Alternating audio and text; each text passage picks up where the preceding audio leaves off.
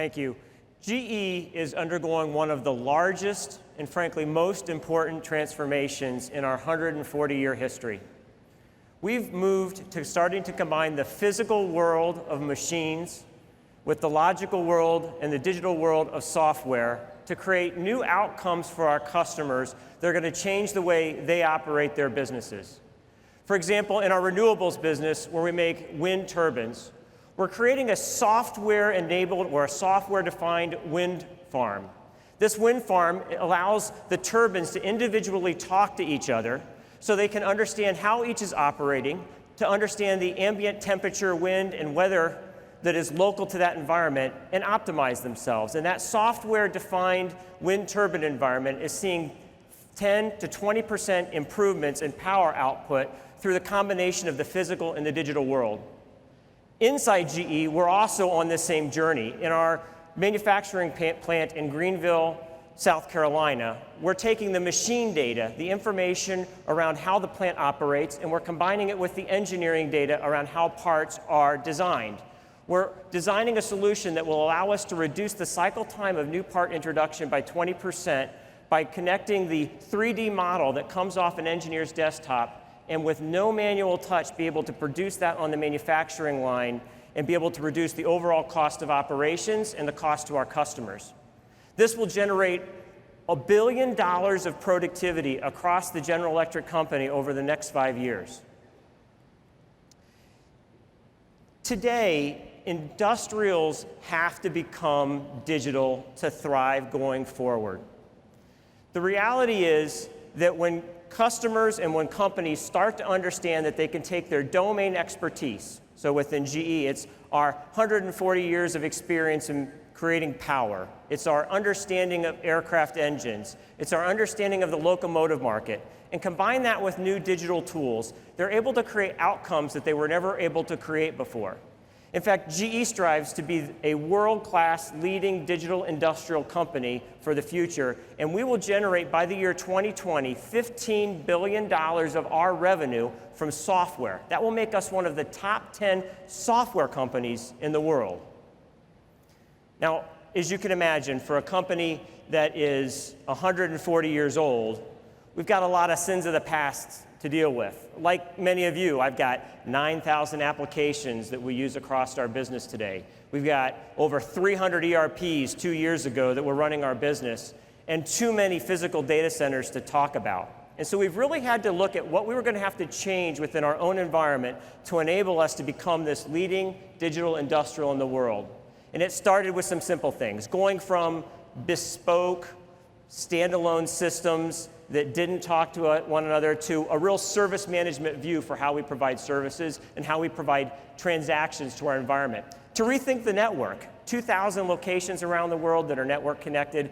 We need to think about the network very differently. Connections aren't going to look like physical locations anymore. They're going to be mobile. We're talking to aircraft that are flying around the world. We're talking to power plants that are in the middle of deserts. So we had to rethink the way we think about network segmentation. We had to take more of a risk-based approach to security and controls. We're dealing with some of the world's most critical infrastructure, and understanding the security and understanding how to take a risk-based approach to that was important. Self-service and automation had to be the mantra with everything that we do, and at the end of the day, financial transparency for our end users was a critical component of how we were going to deliver going forward. And there were 3 basic things that we fundamentally had to change to be able to get this right. The first is people. Like many of you, over the last 10 years, we outsourced way too much. And so part of it was retooling our own environment. In the last 2 years, we've hired over 2,000 IT professionals, bringing our knowledge capital back into GE, and we've made a $1 billion investment in creating a software center of excellence and design center in San Ramon, California, that will enable us to build high-quality applications and technology. Now, the second element that we had to get right was technology. We're taking a build versus buy mentality for things that matter.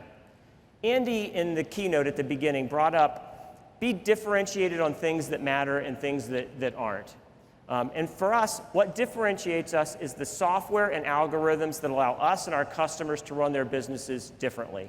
The things that we're going to choose to buy are the things that don't differentiate us, and for those we're going to have great partners, and that's, frankly, where AWS comes to play. AWS has been working with us for the past 4 years and has become one of our trusted partners. Why? Because I'm not going to sell another aircraft engine because I run a global compute factory very well. I'm not going to sell another locomotive because I figured out how to engineer the user experience really well for my developers. I'm not going to sell another oil and gas pump or pig because I've really figured out how to do self-service and build the different structure features around my infrastructure going forward. That's AWS's differentiator in the environment. That's what they do well, and that's what we feel they do best in class, and that's what's made them a great partner for us going forward. So for us, what this looks like going forward, we're going to migrate over 9,000 workloads into AWS over the next 3 years.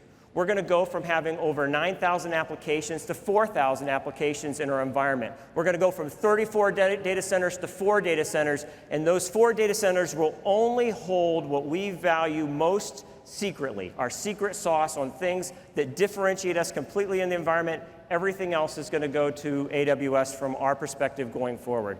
AWS is our trusted partner that's going to run our company for the next 140 years.